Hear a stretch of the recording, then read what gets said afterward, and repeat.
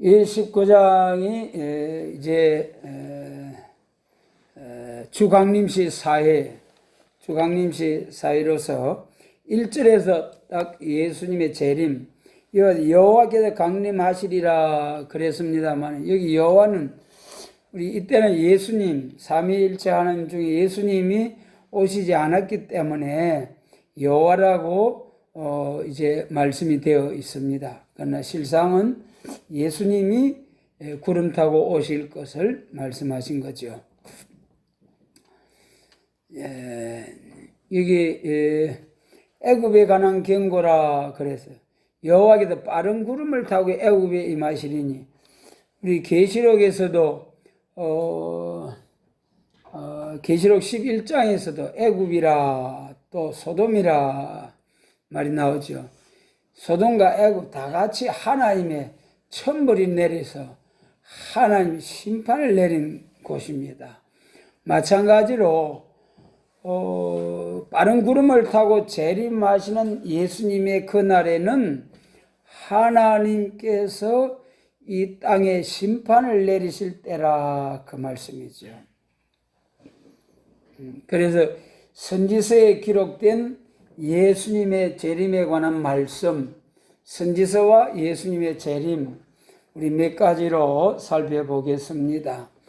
우리가 다시 한번 복습하면은 우리가 성경 전체의 그 신앙의 정로가 구약은 메시아 그리스도 우리의 구주를 보내주시겠다는 약속의 말씀, 언약, 예언.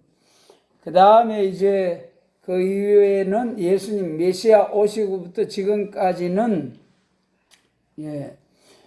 오신 예수님을 믿는 은혜 시대, 오신 예수님을 믿는 은혜 시대의 그 한계 시기는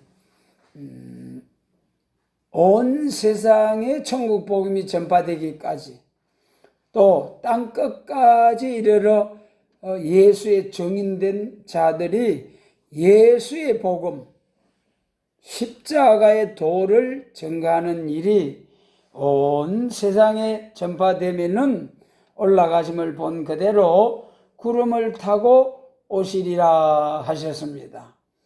그래서 지금까지 2000년 동안 사도행전 2장부터 오늘날까지 천국 복음을 전하기 위해서 예루살렘에서 시작된 이 복음이 동서남북 세계를 돌고 돌아서 우리나라에까지도 온 지가 135년의 세월이 지났습니다.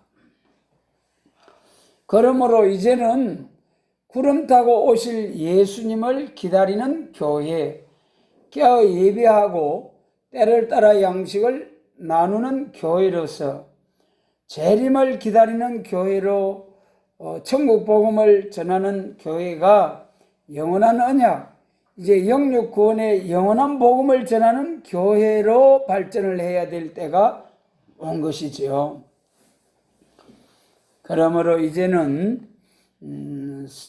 계시록 10장 7절에서 하나님의 비밀이 그종 선지자들에게 전하신 복음과 같이 이루리라 하신 말씀과 같이 계시록과 선지서를 짝을 맞추어서 다시 예언하고 다시 오시는 신랑주로 오시는 예수님을 신부로서 영접하고 또 종족될 백성으로서 영접하는 이런 예수님의 재림, 예수님의 재림에 대하여 기록된 선지서에 기록된 몇 가지의 말씀으로 이 시간 은혜를 나누고자 합니다. 첫째, 구름 타고 오실 예수님, 그 다음에 예수님 재림하실 때 첫째 부활이 있습니다. 첫째 부활에 참여하는 일과 그 다음에 심판의 주로 오십니다. 만왕의 왕으로 심판의 주로 오시는 예수님, 그 다음에 이제 세상이 심판이 다 끝나고 나면은 에덴 동산이 회복된 영광스러운 그리스도의 왕국에서 평강의 왕으로, 평강의 통치자로, 만왕의 왕으로서 통치하실 예수님, 또 그 다음에 이제 그 평강의 왕으로 통치하는 아름다운 새 시대, 에덴 동산이 회복된 영광스러운 새 시대에 관하여 한 5가지 정도로 이 시간에 나누어서 살펴보고자 합니다. 첫째, 구름 타고 오신다는 거죠. 읽은 본문 말씀처럼 이것이 이제 사도행전 1장에서도 성천할 때에 제자들이 지금 방금 앞에서 제자를 앞에 놓고 말씀을 대화를 하셨는데 갑자기 구름을 타고 싹 올라가시는 거예요. 여러분 한번 상상해 보자고요. 오늘 우리가 제가 이렇게 말씀을 전하다가 갑자기 구름을 타고 싹 올라간다 생각하면 얼마나 신기하고 놀랍겠습니까? 그래도 막 쳐다보고 그게 막 그런데 이제 천사가 나타나서 너희가 무엇을 보느냐? 너희 가운데 올리신 그 예수는 올라가심을 본 그대로 오시리라. 33세의 무덤에서 부활하신 영체가 되신 예수 그리스도. 영체는 그 부활하신 예수님이 제자들에게 나타났을 때 내 손을 만져봐라, 내 옆구리를 만져봐라. 육체와 같이 형상이 있는 거예요. 그런데 문을 꼭 닫아놨는데 문이 열리지도 않고 싹 들어온 그런 상태가 영체로서 이제 구름 타고 오실 예수님. 그래서 계시록 1장 7절에서도 말씀하셨죠. 계시록 1장 7절 말씀에서 우리가 보면은 제가 읽어드리겠습니다. 볼지어다 구름을 타고 오시리라. 각인의 눈이 그를 보겠고 그를 찌른 자들도 볼 터이요 땅에 있는 모든 족속이 그를 인하여 애곡하리니 그러하리라. 아멘. 구름을 타고 오시리라. 각인의 눈이 그를 보겠고 번개가 이쪽에도 번뜩하듯이 주님이 오신다고 그랬죠. 모든 사람이 볼 수 있도록. 번개가 지구를 1초 동안에 7바퀴 정도, 이 4만 킬로니까 이 빛의 속도로 그렇게 오시는 어디에 있어도 다 볼 수 있도록 구름 타고 오시는 예수님. 그래서 반드시 우리 예수님이 올라가심을 본 그대로 오신다. 구름 타고 오신다고 했습니다. 그런데 일부에서 영어로 오셨다느니 또 이제 공중에 오셨다니 하는 것은 말짝 헛소리. 반드시 올라가심을 본 그대로 구름을 타고 오시는 예수님을 우리는 기다리시기 바랍니다. 그 다음에 이제 이사야 26장 19절 말씀부터 한번 보겠습니다. 이사야 26장 거기는 뭐냐 하면 부활에 관한 말씀이에요. 이사야 26장 이제 19절로 21절 19절로 20절 같이 읽습니다. 19절로 20절입니다. 주의 죽은 자들은 살아나고 우리의 시체들은 일어나리이다. 뒷뜰에 거하는 자들아 너희는 깨어 노래하라.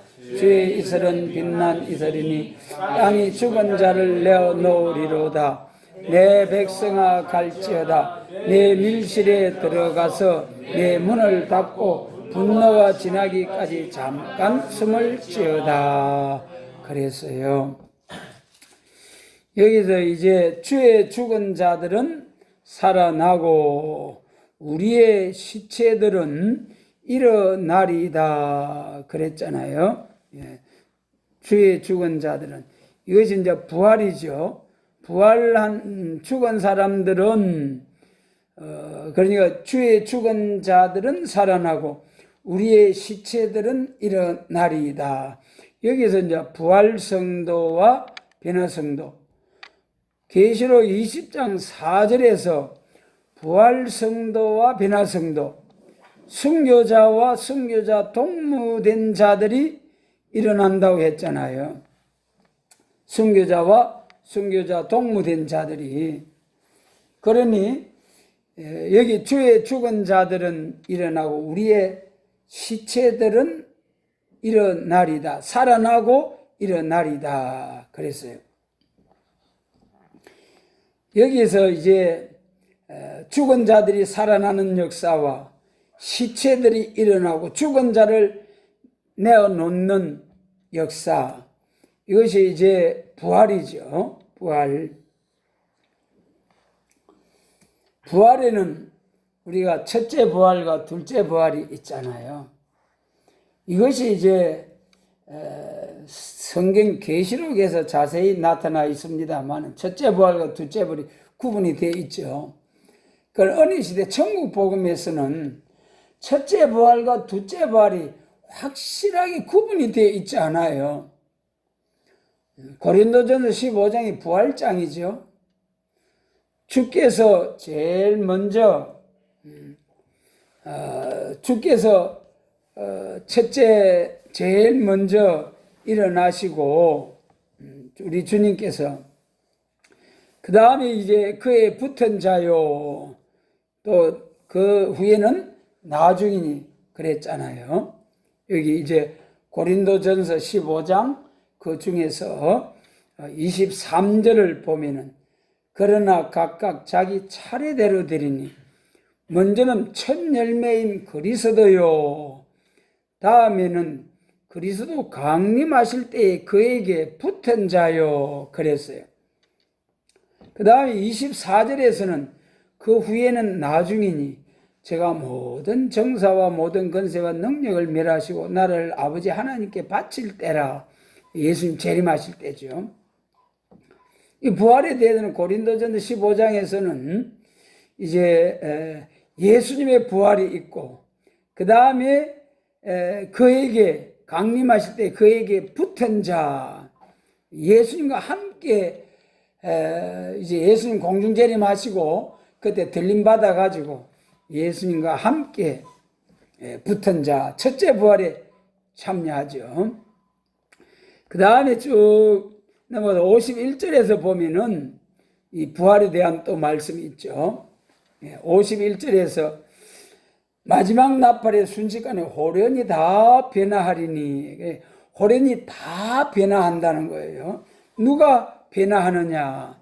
고린도전서 15장 52절을 보면은 나팔 소리가 나매 죽은 자들이 썩지 아니할 것으로 다시 살고 우리도 변화하리라 그랬잖아요.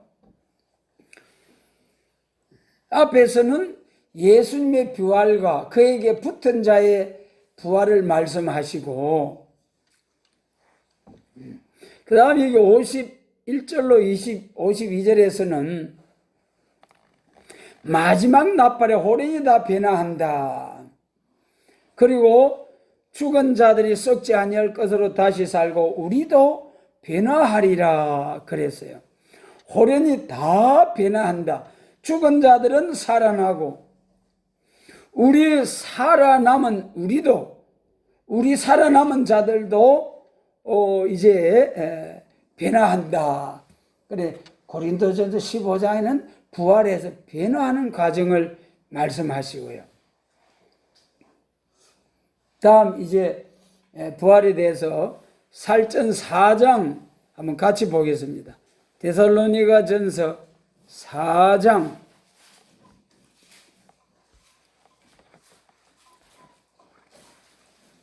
16절이죠. 16절로 17절을 같이 읽습니다. 주께서 호령과 천사장의 소리와 하나님의 나팔로 친히 하늘로 솟아 강림하시리. 그리스도 안에 죽은 자들이 먼저 일어나고 그 후에 우리 살아남은 자도 저희와 함께 구름 속으로 끌어올려 공중에서 주를 영접하게 하시리니 그리하여 우리가 항상 주와 함께 있으리라. 이게 이제 예수님의 재림에 관해서도요, 공중 재림이 있고 지상 강림. 그래, 공중에 오시는 예수님, 지상에 오시는, 지상으로 재림하시는 두 번 재림을 성경을 말하고 있어요. 그런데 오늘날 교회들은, 많은 교회들은 예수님이 재림을 한 번을 말하고 있어요. 공중재림과 지상강림 구분이 안 되고 예수님이 한 번에 쫙 오셔서 재림하고 끝난다는 거예요. 얼마나 헛소리라는 것이 우리 계시록에서는 자세히 나타나 있지만 여기 16절에서도 볼 수가 있어요. 16절에서 주께서 호령과 천사장의 소리와 하나님의 나팔로 친히 하늘로 쫓아 강림하시리니 그랬어요. 이 예수님의 재림은 보좌 우편에 계시던 예수님이 공중으로 오시는 예수님의 공중재림입니다. 공중재림. 이때는 호령과 천사장의 소리와 하나님의 나팔로 친히 하늘로 쫓아 강림하시리니 그랬어요. 그런데 여기다가 이제 계시록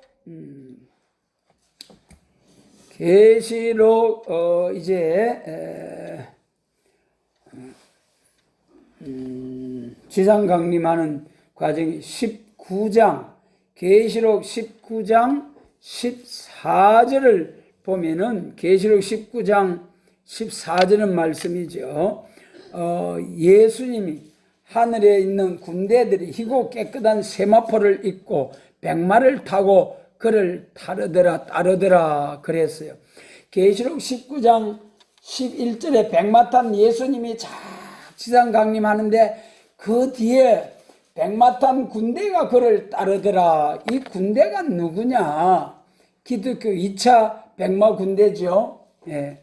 기독교 2차 백마 군대가 이때는 첫째 부활의 참여에 들림받은 순교자와 순교자 동무들이 같이 예수님과 함께 같이 지상 강림하는 거예요. 공중재림 하실 때는 살전 4장과 같이 공중재림 하실 때는 예수님 혼자 주께서 호령과 천사장의 소리와 하나님의 나팔로 친히 하늘로 쫓아 강림하시는 예수님, 공중에까지 보좌 우편에서 공중에까지 오실 때는 예수님 혼자 오시는 거죠.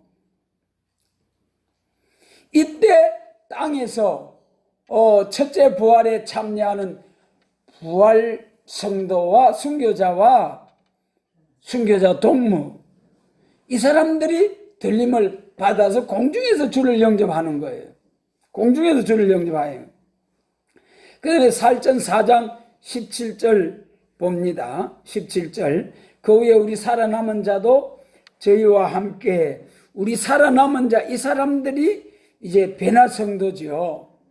계시록의 11장에서 1260일 예언하고 3일 반 쓰러졌다가 일어나는 사람들, 새로운 생기를 받고 일어나는 사람들, 그 후에 우리 살아남은 자도 저희와 함께 구름 속으로 끌어올려, 순교자들이 먼저 부활해서 일어나고 그 후에 이 땅에 살아남아 있는 자들 중에서 살아남은 자도 저희와 함께 구름 속으로 끌어올려 공중에서 주를 영접하게 하시리니 그랬잖아요. 여기서는 우리 살아남은 자도, 여기도 보면은 우리가 예수님 재림하실 때에 영육 구원 받는 길이 두 길이 있다는 걸 여기서도 나타나지 않아요.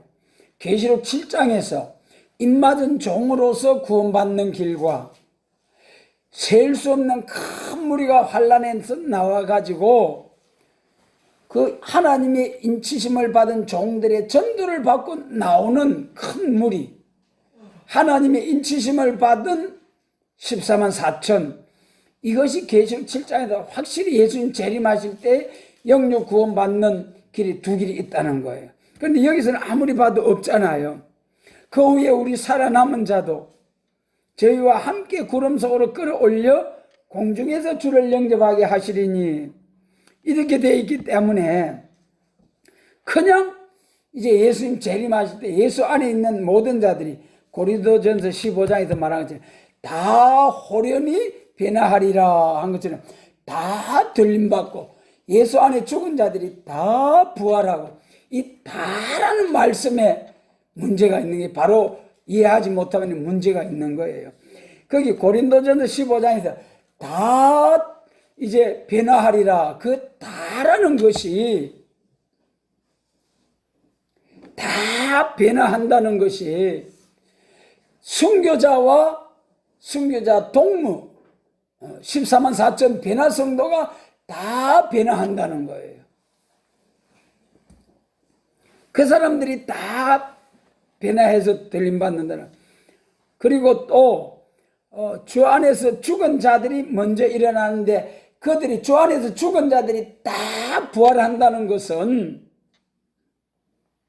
계시록 20장 4절 상반절에서 반드시 자기의 정가는 말과 하나님의 말씀을 인하여 목배임을 당한 자들만이 첫째 부활에 참여하는 거예요. 계시록 20장 4절을 보면은 순교자만이 첫째 부활에 참여한다는 게 분명한데도 이 고린도전서 15장이나 살전 4장에서 보면은 그냥 그것이 구분이 안 되고, 그래서 왜 바울 사도께서 이렇게 기록하셨느냐. 천국 복음을 전하는 바울 사도의 신앙과는 십자가의 도를 전할 때는 예수님이 재림하실 때 부활이 있다는 것만 믿으면 되는 거예요. 첫째 부활, 둘째 부활, 또 변화 성천 들림 받는 것도 천국 복음을 전할 때는, 어느 시대는 예수님 재림하실 때 들림 받는 일이 있다, 그것만 믿으면 되는 거예요. 100점이에요. 문제 없어요. 왜 그렇습니까? 자기들이 들림 받을 것이 아니기 때문에 예수님 재림하실 때에 죽은 자들이 부활하는 일이 있고 들림 받는 일이 있구나, 그것만 믿으면 되는 거예요.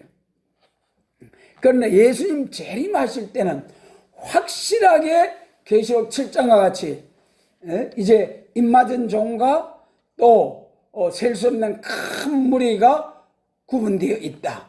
입맞은 종은 이제 들림 받을 때, 예수님 공중 재림하실 때에 다 14만 4천이 다 무리로 한꺼번에 단체로 들림을 받는다.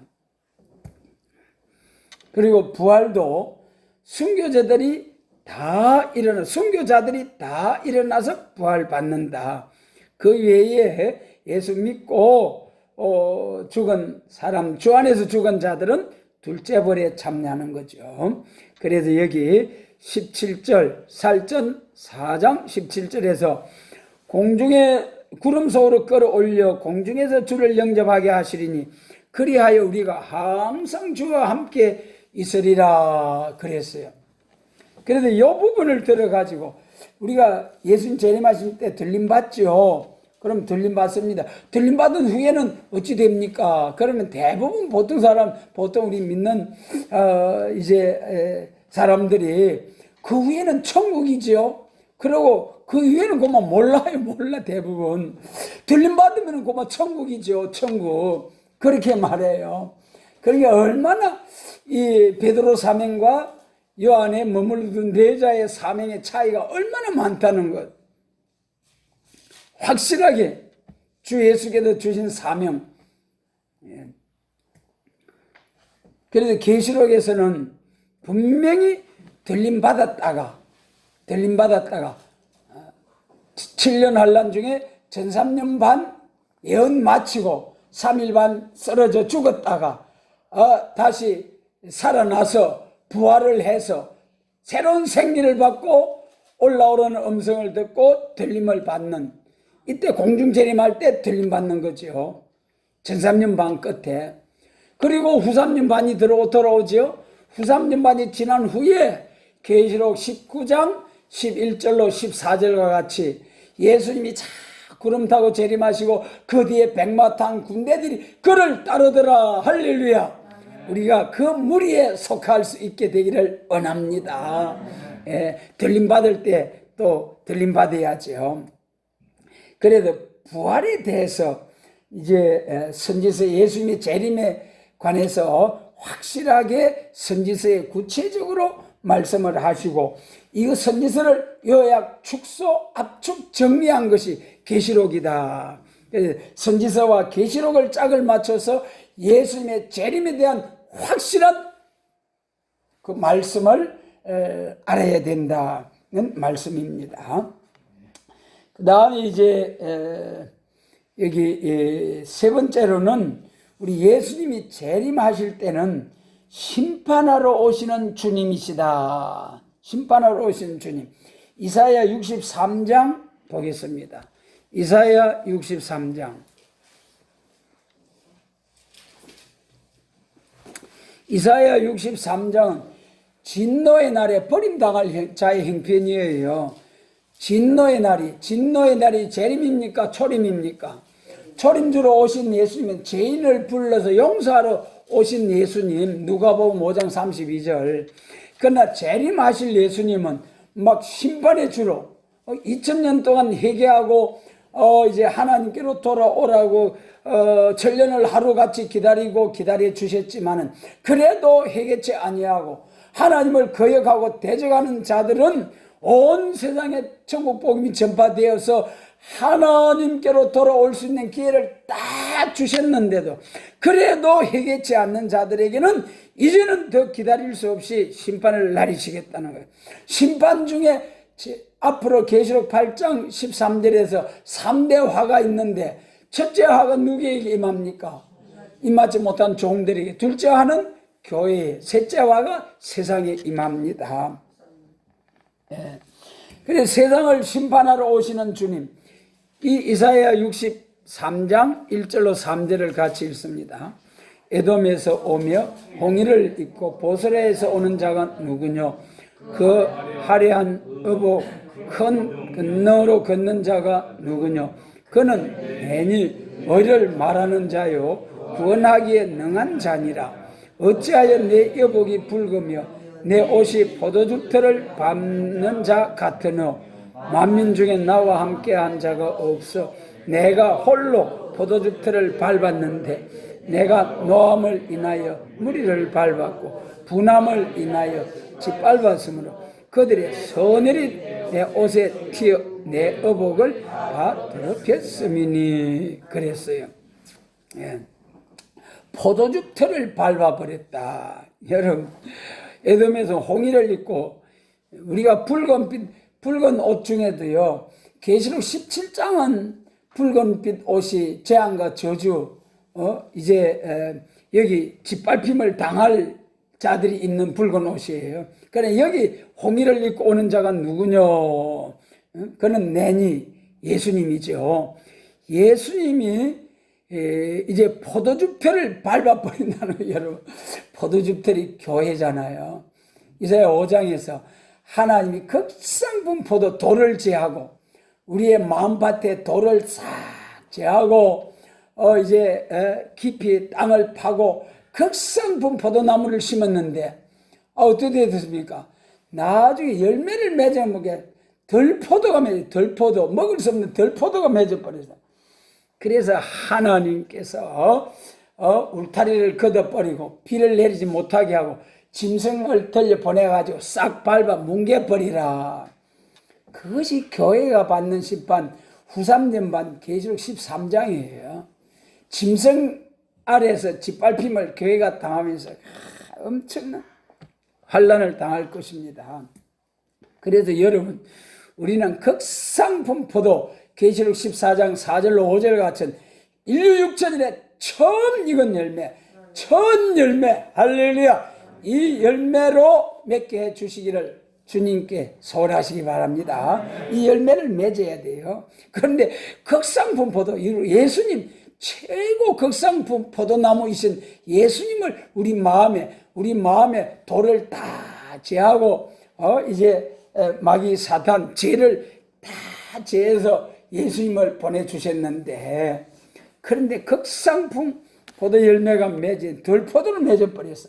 그러니까 아이고 막 울타리를 걷어버리고 비를 내리지 못하게 하고 계시록 11장 5절로 6절에서 하늘을 닫아 비오지 못하게 하고 막 심판을 때리쳐 부숴버리잖아요.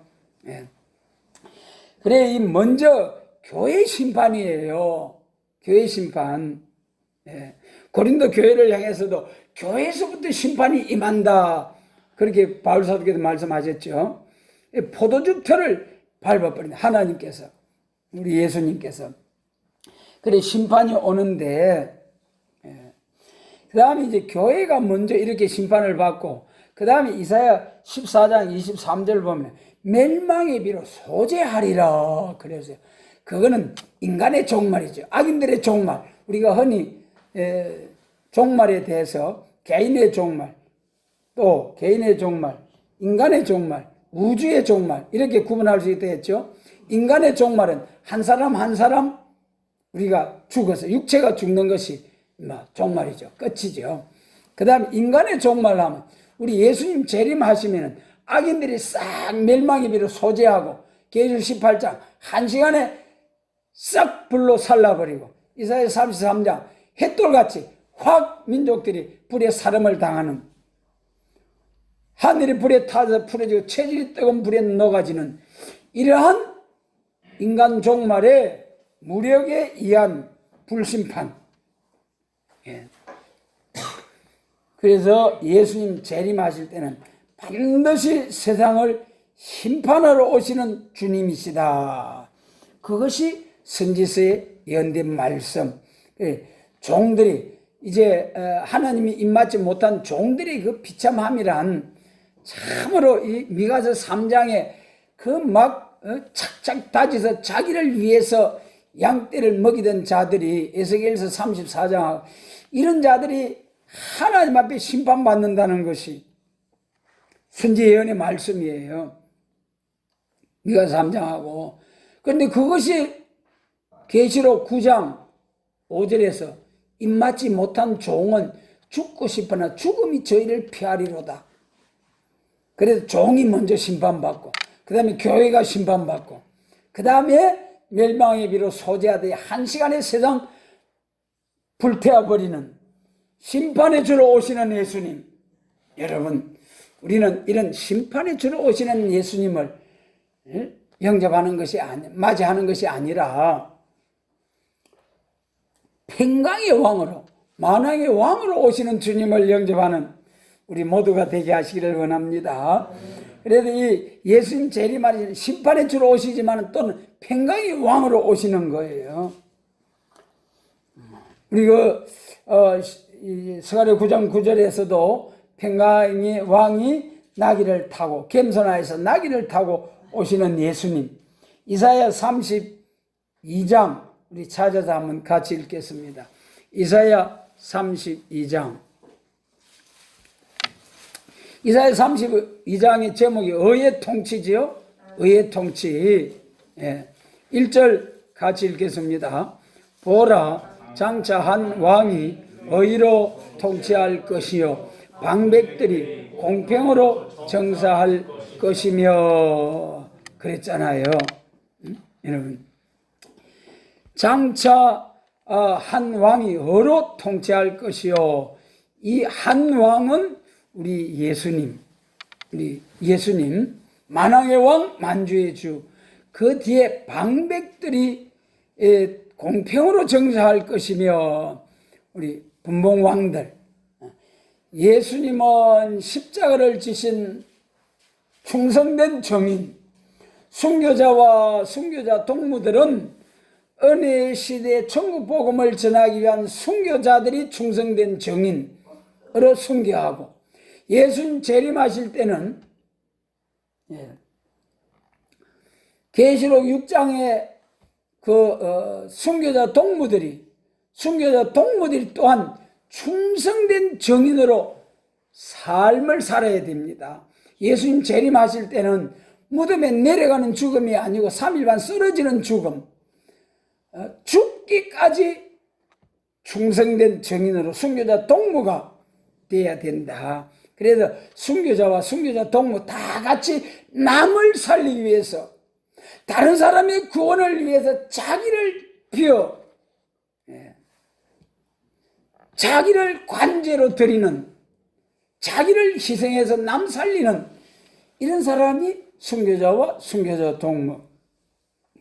이런 사람들이 분봉왕으로서 천년 왕국에서, 그리스도의 왕국에서 왕노릇하게 되는 날이 온다. 그때는요 얼마나 평화스럽겠습니까? 계시록 7장에서 눈에서 눈물을 씻어 주시리라 우리 예수님이. 여러분, 그런 평화의 나라, 평강의 왕, 우리가 그런 예수님을 모시고 천년 왕국에서, 천국에서 살게 될 그날을 소망하면서 힘들고 괴로워도 감사함으로, 기쁨으로 나를 따르고자 하는 자는 자기 십자가를 지고 나를 따르라 하신 예수님. 우리가 십자가를 지고 자욱자욱 주님의 발자취를 따르게 되시길 바랍니다. 여러분, 내 십자가는 당연히 져야 되는 거, 그것 때문에 상 주는 거 아니에요. 내 십자가는 당연히 져야 되는 것이고, 다른 사람이 십자가를 져준 그것이 상급이 되어서 왕노릇하는 거예요. 여러분, 그러니까 우리가 남을 위해서 얼마만큼 왕노릇하기 위해서는 얼마만큼 남을 위해서 희생 봉사하고 이제 섬기는 자가 되어야 되겠느냐. 이 세상에서도 왕이 되려고 하면 얼마나 노력 고생 수고를 거쳐서 왕이 되는데, 하나님 나라의 왕이 되게 해 주시겠다는 것은,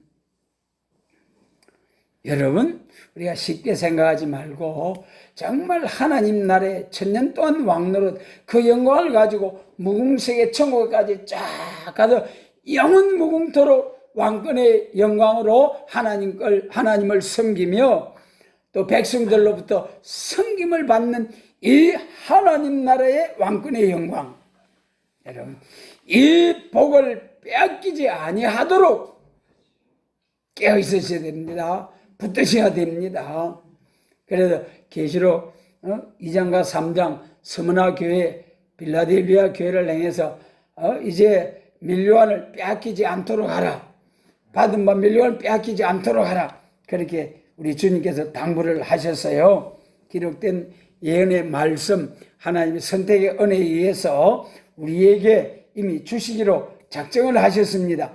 받을 사람은, 받기로 작정된 사람은, 이제 예정된 사람은 받을 수 있도록 하나님이 자꾸 성령으로 역사해 주셔가지고 헌신, 봉사, 충성을 하게 해가지고 받을 수 있는 인격이 이루어지기까지 하나님이 도와주시고, 상 받아서 왕권의 그 영광의 분량이 찰 수 있을 때까지 성령으로 도와주셔서 결국 하나님이 선택하신 그 사람으로 통하여 그 인격에 이르게 하시고 상 받을 일을 하게 하셔가지고 하나님의 뜻이 이루어지는 것입니다. 이 평강의 왕 우리 예수님을 예언하신 선지서, 그 다음에 이제 마지막 5번째로 그 예수님이 재림하셔서 이루어지는 나라는 계시록 11장 15절에 세상 나라가 우리 주와 그 그리스도의 나라가 되어서 이제 세세토록 이제 왕노릇 하실 예수님, 이것이 선지서에 많이 예언되어 있죠. 우리 조직신학에 보면은 천년 안식 시대의 행편에 대해서 13가지로 말씀하셨어요. 그런데 인간의 종말에 보면은 천년 안식 시대에 대해서 그 한 12가지, 13가지를 4가지로 딱 정리를 해가지고 말씀해 주셨어요. 이 시간 인간 종말에 있는 그 4가지를 통해서 말씀을 우리가 보면은, 첫째, 아름다운 새 시대는 첫째, 어려운 통치가 이루어진다. 어려운 통치. 어려운 통치가 뭐냐 하면은 아까 이사야 32장 어로 통치할 것이요, 장차 한 왕이 어로 통치한다고 했죠. 그 나라 통치의 모습이 어떤 모습이냐. 첫째, 마귀의 미혹을 없이 한다. 마귀의 미혹을, 이것은 없애버리는 것이 아니고 천년 동안 뭐 하는 겁니까? 잡아 가두는 겁니다. 계시록 2장 3절. 천년시대가 끝나고 나서 계시록 2장 10절에서 완전히 불못에 마귀를 버림으로 무궁시대 천국에서는 다시는 마귀가 없는 천국이 되는 거예요. 그리고 천년왕국 아름다운 새시대에서는 마귀의 미혹을 없이 한다. 그 다음에 백성이 다 어렵게 되는 것이다. 이사야 60장 21절. 여러분, 왕과 백성이 전부 다 어려워져야 어려운 통치가 이루어질 수가 있는 거예요. 아무리 왕이 어려운 통치를 하려고 해도 백성들에게 마귀가 달라붙어가지고 마귀가 역사하고 참수하면 어려운 통치가 이루어질 수가 없는 거예요. 그러니까 왕과 백성들이 전부 다가 어려워져야 되는 거예요. 그러니 이 심판의 영과 소멸의 영, 피까지 정결케 돼가지고 다시는 죄와 상관없는 몸, 베나성도 종족들까지라도 다시는 죄와 상관없는 이 육체의 죄까지, 죽음의 질, 선악과의 죽음의 질까지 싹 없애버려가지고 완전 개조를 시켜서 그런 사람들로만 이루어지는 백성, 왕과 백성.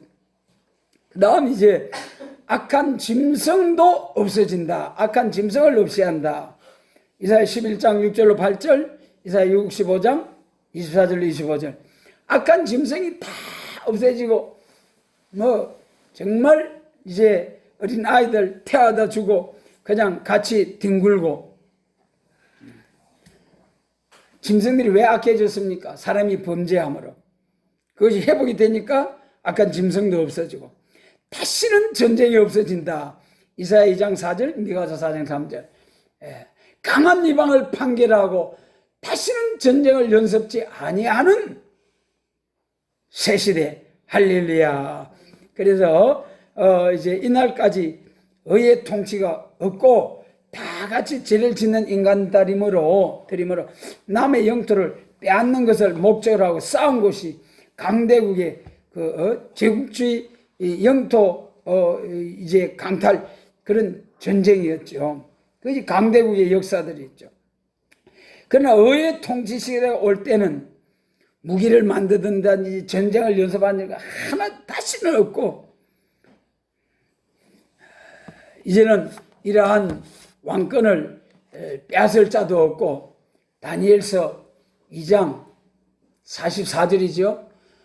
이 열왕의 왕들이 막 서로 철과 진흙이 두루두루 섞일 때에 하나님이 모든 나라를 쳐서 멸하고 한 나라를 세우시리니 그 왕권이 다른 이에게도 가지도 아니하고 영원하리라. 할렐루야. 그 왕권의 영광이 우리에게 주시기를 원하시는 주님 앞에 주님이 주고자 하셔서 우리를 이렇게 부르셔서 말씀으로 무장하게 하고 계십니다. 그러니까 받으려고 주시옵소서 하고 받을 수 있는 인격을 이루려고 해산의 수고를 다해야 돼요. 그래서 아이고 나 같은 것이 왕권은 고사하고 종중만 해도 새시대 가기만 해도 감사하지 내가 무슨 왕권 받겠나. 아이고 나는 뭐 포기해야지. 하나님이 기뻐하지 않습니다. 왜 그렇습니까? 하나님의 전능하신 무소불능하신 하나님을 믿지 않기 때문에 그런 거예요. 나같이 약하고 부족하고 무지하고 해도 나중된 자 먼저 되게 하시고 또 어리석은 자들을 지혜로운 자 부끄럽게 하시고 약한 자들을 강한 자 부끄럽게 하셔서 육신을 자랑하는 자를 멸하시는 하나님. 그런 하나님이기 때문에 우리 자랑하지 말고 겸손히 주의 발자취를 따르고자 하는 자를 들어서 하나님께서 역사하면 됩니다. 병든 자 하나님이 건강하게 하시면 건강한 사람 됩니다. 어리석은 자 지혜 주시면 지혜로운 자 됩니다. 능력 없고 무능한 자 하나님이 권능으로 역사하시면 권세 능력 받아 철저하게 권세로 세계 거의 통일, 세계도 통일하는 권세 역사를 받고 일어나는 종들이 될 수 있습니다. 절대 우리 부정적으로 나는 안 돼, 못해 그거 하면은 하나님이 기뻐하지 않습니다. 다음 두 번째로는 복된 생활을 하게 된다. 복된 생활, 얼마나 아름다운 복된 생활인지. 복된 땅이 이루어진다. 첫 번째로 에덴 동산이 회복되지요. 이사야 35장에 사막이 백합화 같이 피어서 참 지금은 사막에서 바싹 메말라서 쓸모없는 땅들이 전부 다 고산줄령에까지 막 이제 1년 내내 과일이 주렁주렁 평안한 추수를 이루게 되고 수고가 없이 추수를 하게 되는 거예요. 수고 없이. 왜 우리 인생에게 수고가 왔습니까?